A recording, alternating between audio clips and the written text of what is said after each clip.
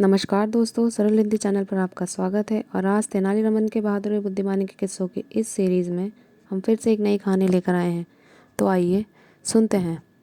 एक बार राजा कृष्णदेव तेनालीराम के किसी तर्क से बहुत प्रसन्न हुए और बोले, तेनाली, तुमने आज मुझे प्रसन्न कर दिया। इसके बदले मैं एक पूरा नगर तुम्हें उपहार स्वरूप देता हूँ।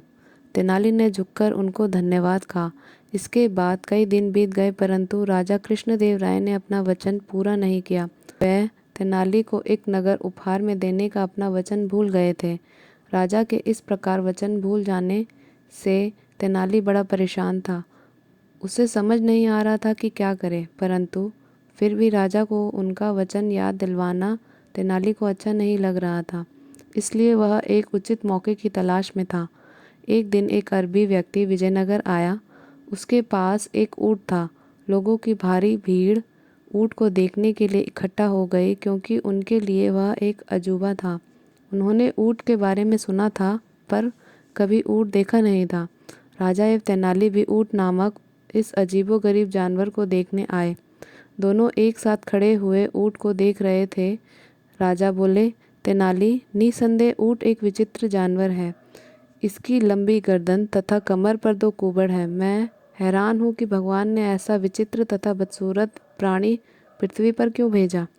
राजा कृष्णदेव राय के इस बात पर तेनाली को जवाब देने का अवसर मिला, और वह सदैव की तरह आज भी अपने उत्तर के साथ तैयार थे।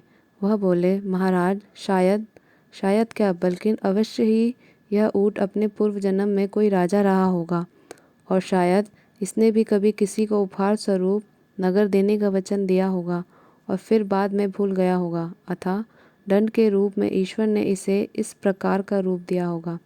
पहले तो राजा को यह तेनाली की एक बुद्धिपूर्ण काल्पनिक कहानी लगी, परंतु कुछ समय पश्चात ही उन्हें तेनाली को दिया हुआ अपना वचन याद आ गया। अपने शाही महल में वापस आते ही राजा ने तुरंत कोषाध्यक्ष को बुलाया और उसे निर्देश दिया कि वह लिखित रूप में प्रबंध करे, जिसके अनुसार राजा ने तेनालीराम को पूरा एक नगर उपहार स्वरूप प्रदान किया है।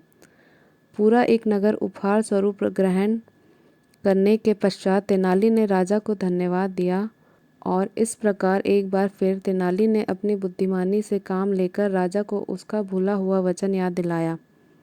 आप सुन रहे थे तेनालीराम की कहानी ऊँट का कुबड़ को सरल हिंदी चैनल पर। धन्यवाद।